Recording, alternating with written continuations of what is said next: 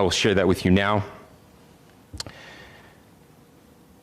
So the area north of Campus Drive Road where the suspect crossed over, you saw some of that in the video that we released last night, consists of a grassy area with trees on the edge of the UVU campus. Investigators discovered a bolt-action rifle wrapped in a dark-colored towel. The rifle was determined to be a Mauser Model 98 30-06 caliber bolt-action rifle. The rifle had a scope mounted on top of it. Investigators noted inscriptions that had been engraved on casings found with the rifle. Inscriptions on a fired casing read, "Notices, bulges, capital OWO, what's this, question mark." Inscriptions on the 3 unfired casings read, "Hey fascist, exclamation point, catch, exclamation point." Up arrow symbol, right arrow and symbol, and 3 down arrow symbols. A second unfired casing read, "Oh Bella Chow, Bella Chow, Bella Chow, Chow Chow." And a third unfired casing read, "If you read this, you are gay, LMAO." We are indebted to law enforcement across the state who's worked seamlessly together, local law enforcement, state law enforcement, and our federal partners with the Federal Bureau of Investigation. We're grateful for everyone who worked together in such a short amount of time to find this person and to bring justice. I want to thank the public who has been so engaged, reviewing videos, helping us with sending in tips, and helping us get to this point. I want to thank the family members of Tyler Robinson who did the right thing in this case and were able to bring him into to law enforcement as well. I especially want to thank the family of Charlie Kirk, Erica, Charlie's parents, his children. I want us to be thinking of them as we bring justice in this case. They will be involved in that justice. We will be working very closely with them as we move through this process as well. This is a very sad day for our country, a terrible day for the state of Utah, but I'm grateful that at this moment we have an opportunity to bring closure to this very dark chapter in our nation's history. With that, I will now turn the microphone over to the Director of the FBI, Kash Patel. Thank you, Governor. This is what happens when you let good cops be cops. The FBI and our partners are proud to stand here today together to bring justice to the family of Charlie Kirk and honor his memory. I want to express my deep gratitude to President Trump, the Vice President, and the entire White House who have been so incredibly supportive with both resources and just personally to the FBI as a team. They had our backs the entire way, and I just want to express my gratitude for giving us the resources we need to operate in this space to bring this sort of justice at this sort of speed. In 33 hours, we have made historic progress for Charlie.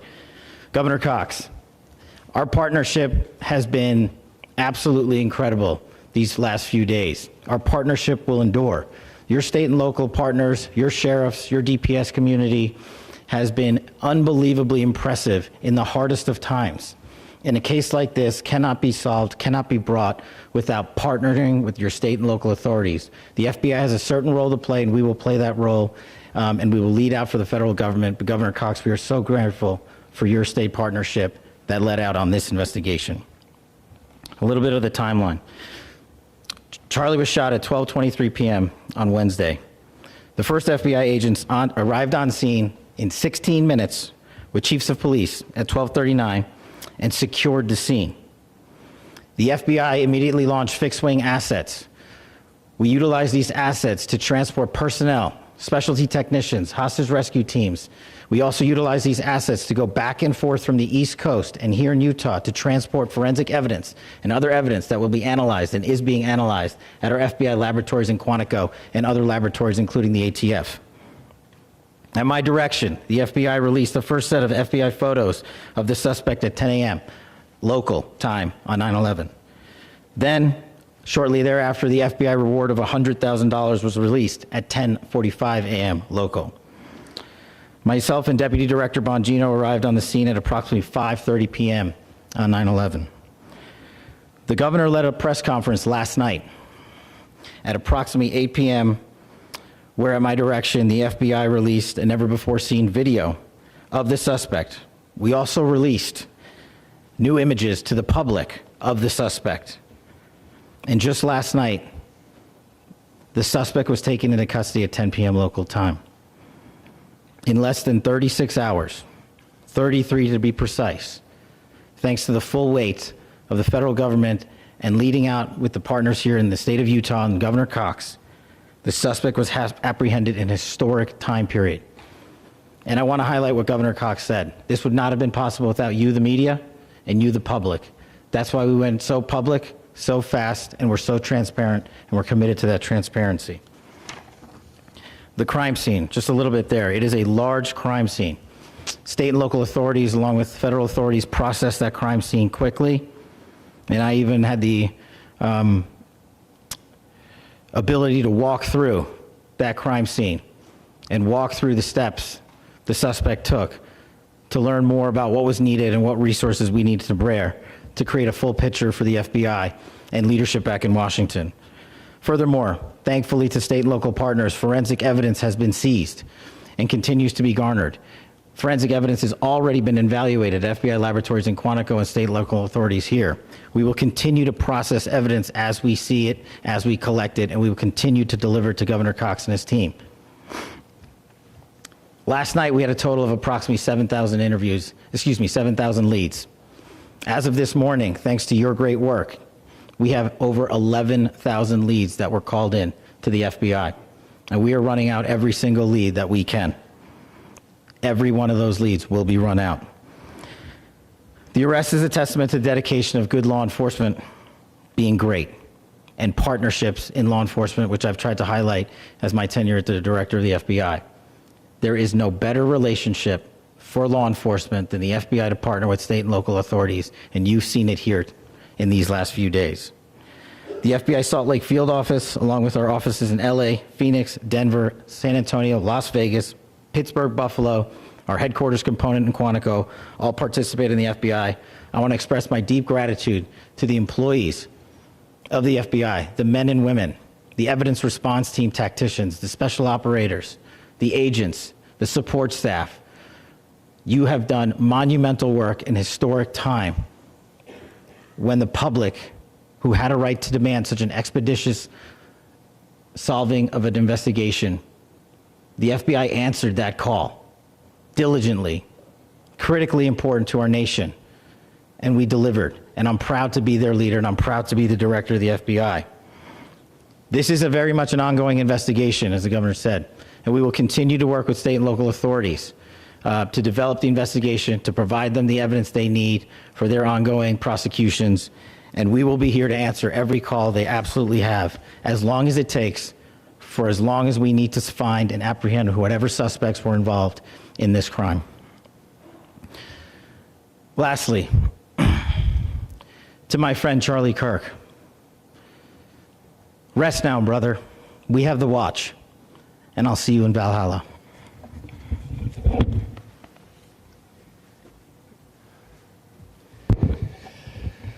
Thank you, and good morning. I would just like to take a few minutes as the sheriff to express my gratitude for everybody who has played a part in this investigation. As you know, it's been a vast, a complicated, and a very, very fast-paced investigation. You're looking at people standing up here who are running on, if they got an hour's sleep in the last couple of days, they're probably lucky. It has been very taxing. It has been so impressive, speaking on behalf of the local law enforcement, to see the cooperation that we've seen in this type of case.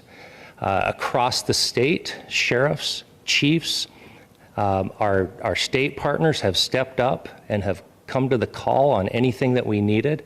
Our county chiefs have been phenomenal. Our Utah County Attorney, Jeff Gray, who's standing up here with us, has been phenomenal in leading us through this investigation. I would like to thank the federal government for their resources, their assets. Our local team here, our FBI team, has been extraordinary in helping us work through this and bring this person to justice. Most of all, I would like to thank the public, and specifically, I would like to thank the public who turned to prayers and who turned to positiveness for us. I would like to thank them on behalf of the law enforcement community because we needed those prayers. That's what we needed to get through this. We needed your support, and you gave it to us. We needed your patience, and you gave it to us.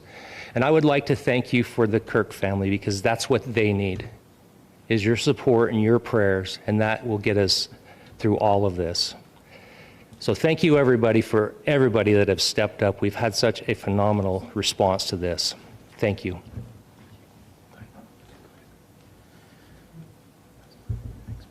I also want to give a special thanks to the Attorney General and the Department of Justice. Their unwavering support and their commitment to justice is shown true here.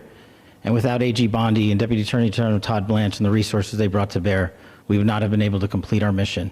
And I just want to say special thanks. It's an honor to be a part of the Department of Justice. Thank you again to our incredible law enforcement team who has worked so hard. Sheriff, I got a solid 90 minutes last night, so I'm probably the most well-rested person up here.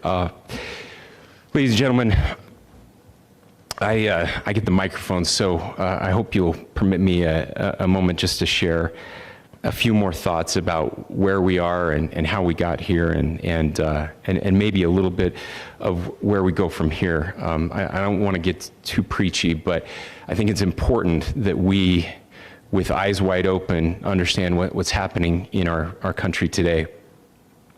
I've heard people say, well, why are we so invested in this? There's violence happening all across our country, and violence is tragic everywhere. And every life taken is a child of God who deserves our love and respect and dignity. This is certainly about the tragic death, political assassination of Charlie Kirk. But it is also much bigger than an attack on an individual. It is an attack on all of us. It is an attack on the American experiment. It is an attack on our ideals. This cuts to the very foundation of who we are, of who we have been, and who we could be in better times.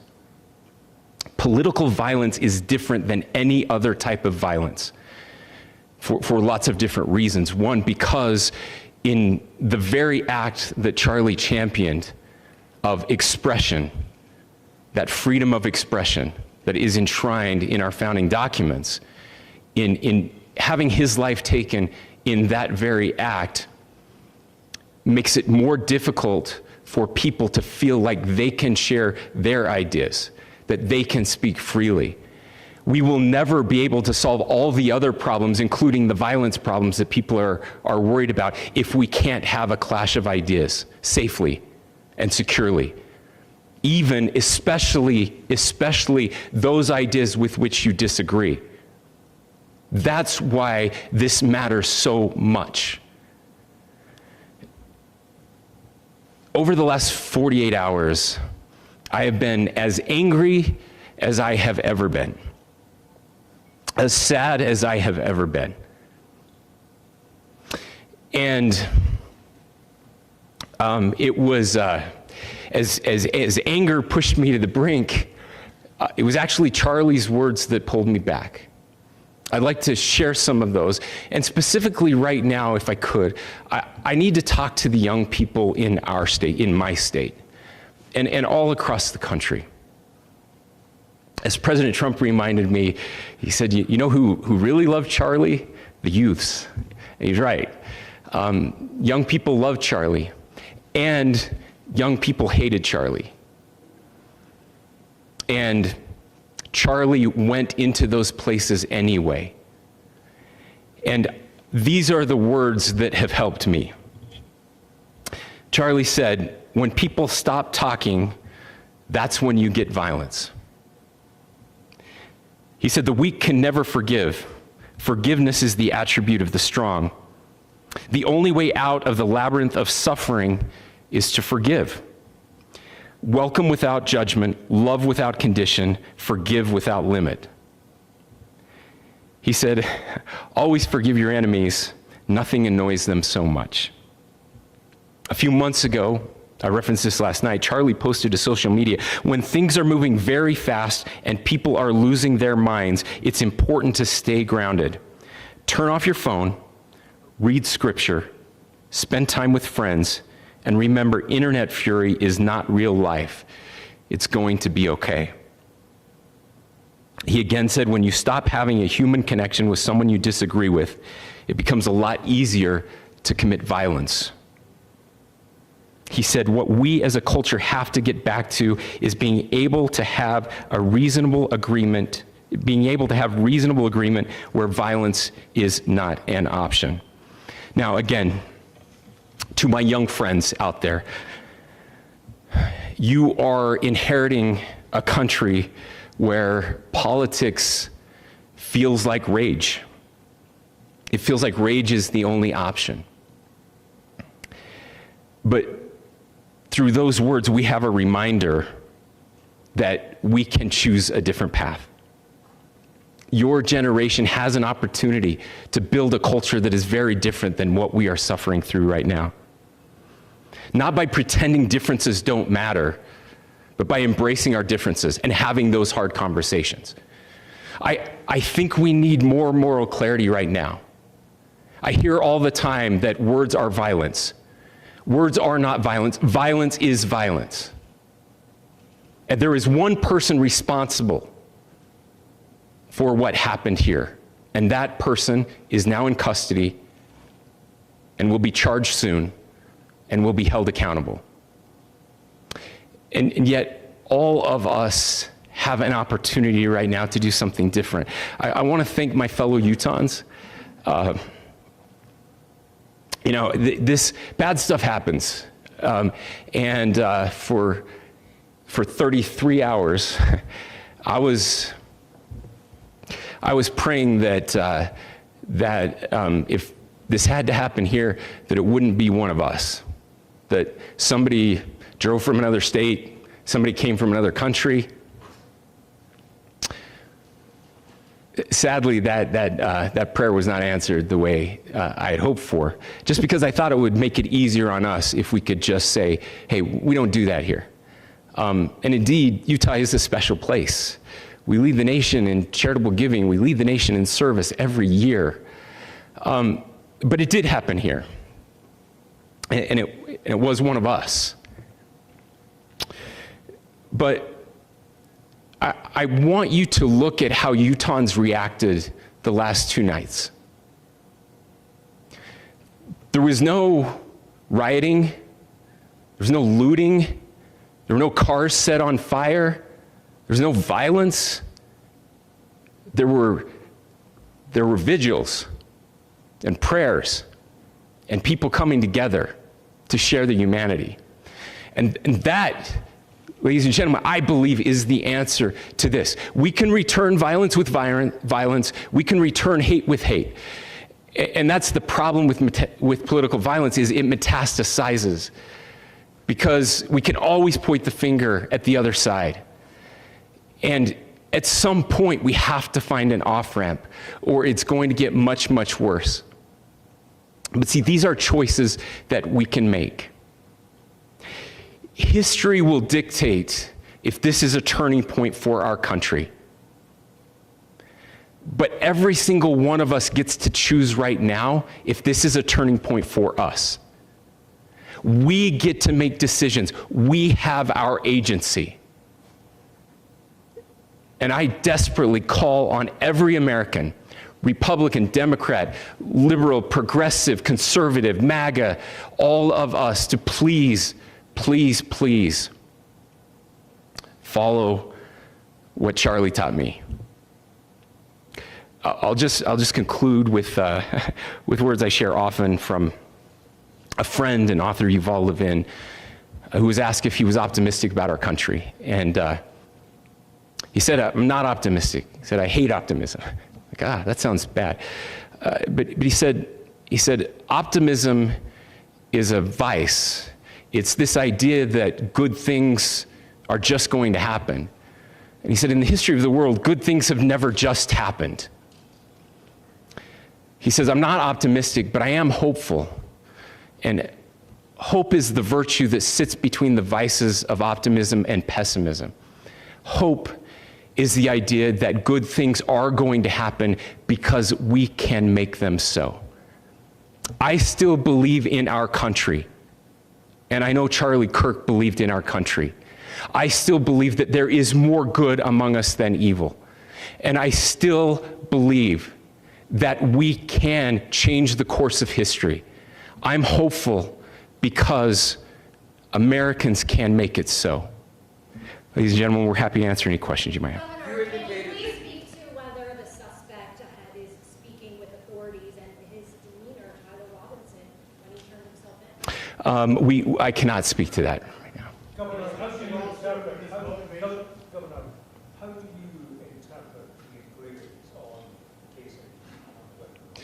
Well, I will leave that up to you to interpret what those engravings mean. I think the clearest one that says "catch fascist," there's not, and by the way, that's like catch like a ball, catch this. That's I think that speaks for itself. Governor, you indicated that he had been communicating.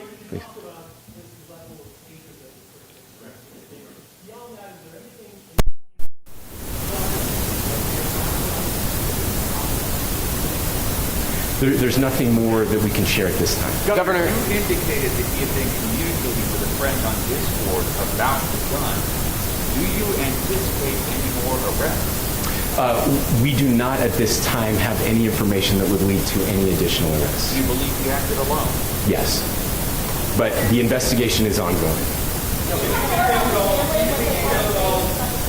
How he came into custody of police and where he is right now? Yes, so right now, Mr. Robinson has been booked into the Utah County Jail. You heard the president this morning report that he was taken into custody, that his family and a friend helped to deliver him into custody of law enforcement in Washington County. Those of you that don't know where Washington County is, it is the southwesternmost part of the state of Utah. It's about a 3.5 to 4 hour drive from here, where we are right now, and that's where he lived and where they turned him in. Please, I'll go here. I can't share any more than what I've already shared. Yeah.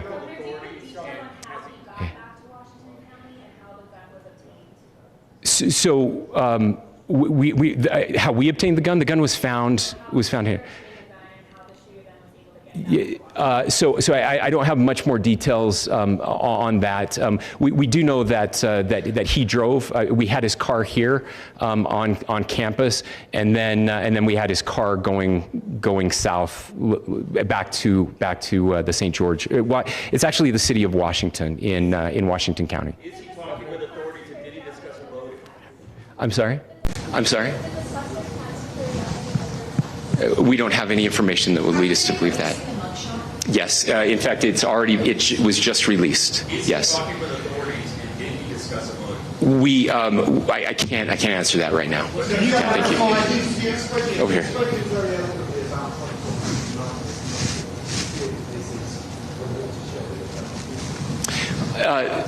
I absolutely believe that this is a watershed in American history, yes. The question is what kind of watershed? And that chapter remains to be written. Is this the end of a dark chapter in our history or the beginning of a darker chapter in our history? Look, I mean, if you look at true political assassinations in this country of someone of this stature, this feels a lot like the late 60s. And having one so gruesomely displayed on camera in all of our hands and in all of our pockets, we are not wired as human beings biologically, historically, we have not evolved in a way that we are capable of processing those types of violent imagery. And by the way, we've seen another one with a gruesome stabbing very recently that went viral. This is not good for us. It is not good to consume. Social media is a cancer on our society right now. And I would encourage, again, I would encourage people to log off, turn off, touch grass, hug a family member, go out and do good in your community. That is happening, and it's happening organically right now. I had a friend in a small city in Utah who said, we're getting together. The Republicans and Democrats in my little town are getting together to have a discussion last night, just to find a way to find their better angels. So yes, this could be. I mean, you know, again, you have to go back to JFK to have seen a video live of something like this happening. I wasn't born until 1975, but I know that things were really dark in the late 60s. Sorry to some of you. I know some of you were there. But this is our moment. Do we escalate, or do we find an off-ramp? And again, it's a choice. It's a choice, and every one of us gets to make that choice. Two more questions right here.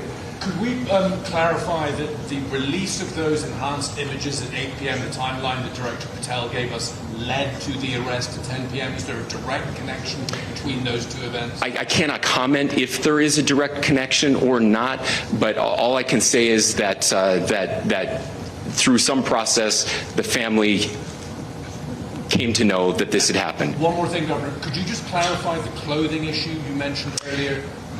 Was he changing outfits? Correct.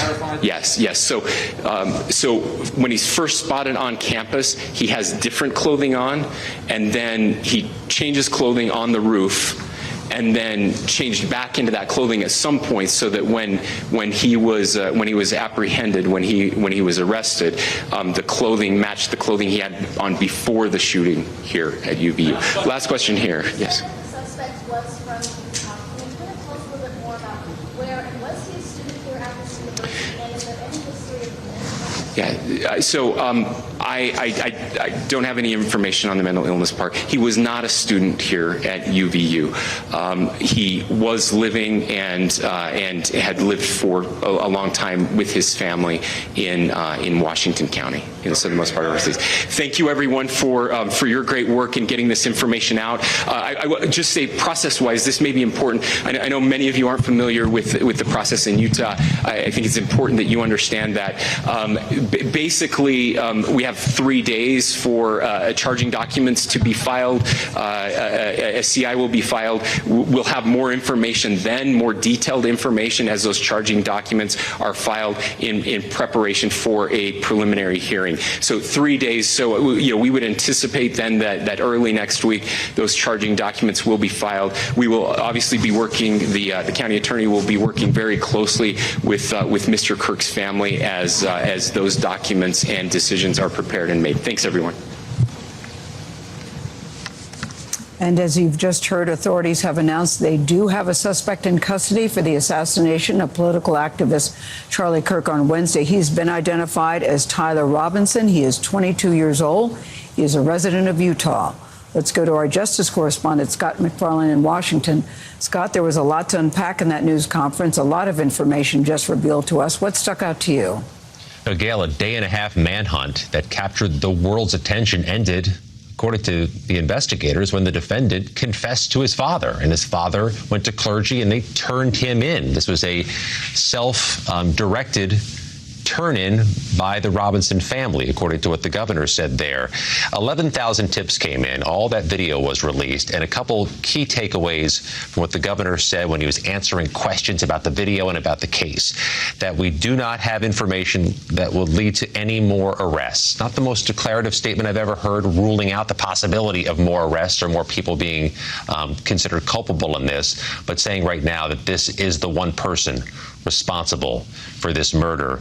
The inscriptions on the casings, and we heard about that, you'll recall, at the murder of the United Healthcare CEO in New York City.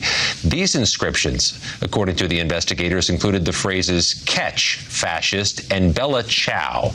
Bella Ciao is a refrain, a motto of the Italian resistance against fascists during World War II.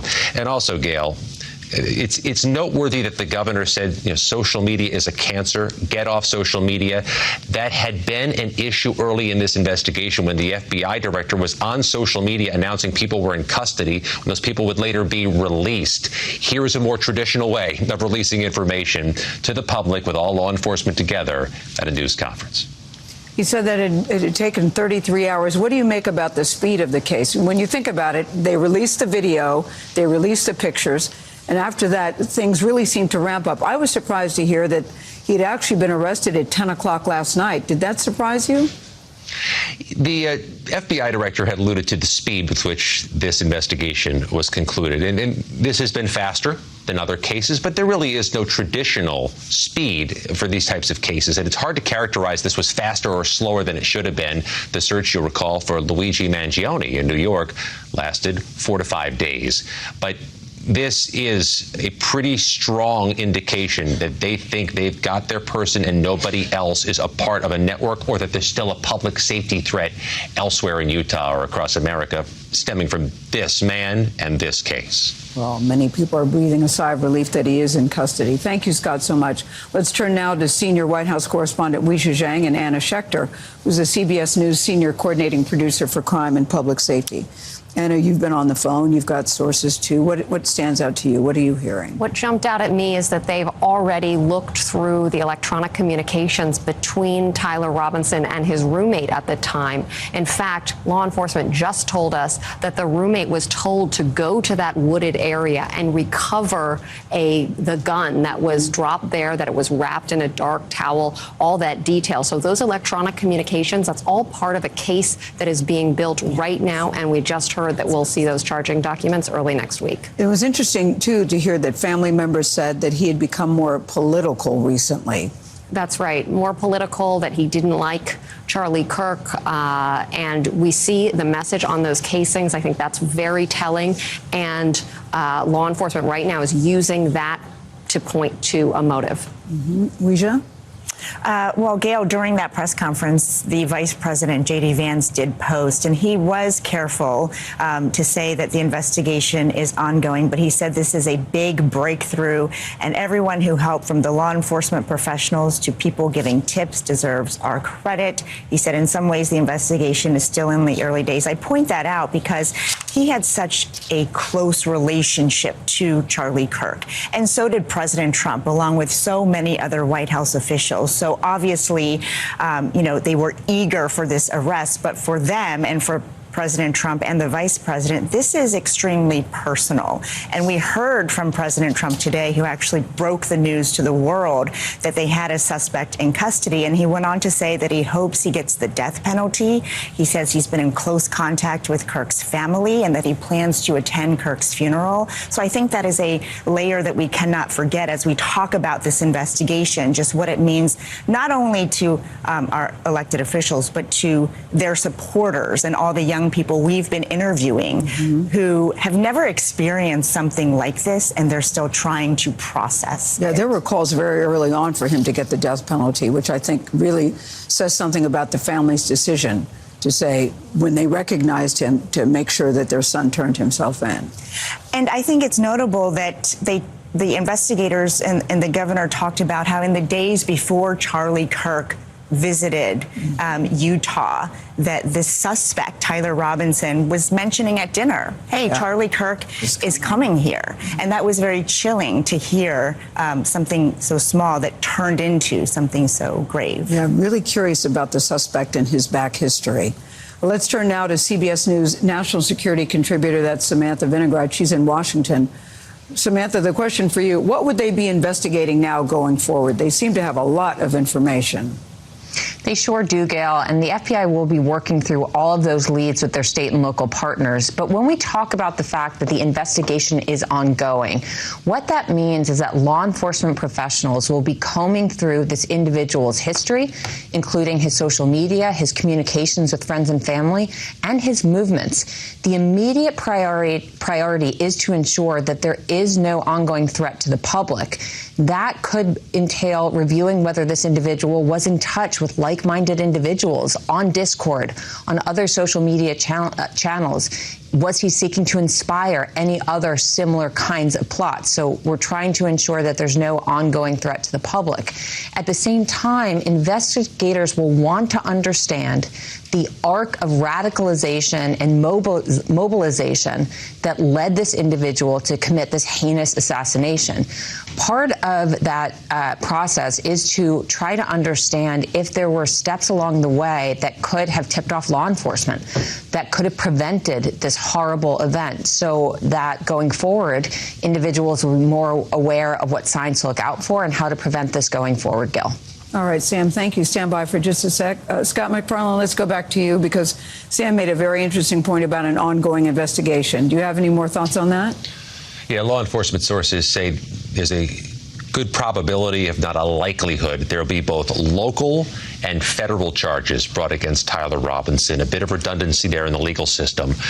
The federal charges would begin with a criminal information, then likely a detention hearing or a preliminary hearing. You can bet the farm the government will seek detention in this case, considering the scope and size of the charges. But it's worth emphasizing that federal criminal proceedings are measured in months and years, not days and weeks. Federal criminal cases span years, and we heard the president already pre-butting that timeline, saying he likes to see faster trials, and that's going to cause some controversy in itself, that type of argument ahead of a criminal proceeding. All right, thank you very much, Scott. Now let's bring in Carter Evans, who was at the news conference. Carter, what questions are you hearing that are still left out there in Utah? I know so many people are so relieved that they have somebody in custody. Right, and that's the primary thing here. But now as we look into how this all unfolded, the main question I have right now is the involvement of other people and when they knew, specifically this Discord conversation with a friend. Did that friend inform law enforcement that this had happened, or did they interview this friend after he turned himself in? That's a big question I have right now. And I asked the governor if they expected any other arrests or if he acted alone. He said they believe he acted alone, but it is still under investigation, and that could change. So that is pretty interesting there. I also have another question, too. He mentioned that they have received to date 11,000 tips. That is just astronomical. A lot of information has come in. And I'm wondering, were they able to identify this individual, this suspect, before he turned himself in? Were they on his trail already? That is not clear at this point, if it was some of those tips that panned out or if it was simply his father bringing him into the U.S. Marshal's office. So we've still got a lot to clear up here, and we're going to learn a lot more next week. He said they've got 3 days to prepare the charging documents. So basically that's going to put them into next week, where we hear a preliminary hearing. When we get those charging documents, we're going to be able to see a lot more about what they knew when they made this arrest. I know, Carter, thank you. I was struck, too, by Governor Cox, his words to the young people to say we all have a choice now to make a different choice. We now have the option. Politics feels like rage. It doesn't have to be this way. Carter, we thank you. Scott, Anna, Weija, Sam, we thank all of you for joining us. Just to recap for you, if you're just tuning in, authorities have confirmed the arrest of a suspect in the assassination of political activist Charlie Kirk. The suspect has been named. He is 22 years old. His name is Tyler Robinson. He is a resident of Utah. He was not a student at the school, they tell us. Robinson's family and a friend were involved in persuading him to surrender. Our coverage will continue, of course, throughout the morning on our streaming channel, CBS News 24/7. There, of course, will also be more on your local news station, and tonight on the CBS Evening News. Many of you will now return to CBS Mornings. This has been a special CBS Special Report. I'm Gayle King here in New York.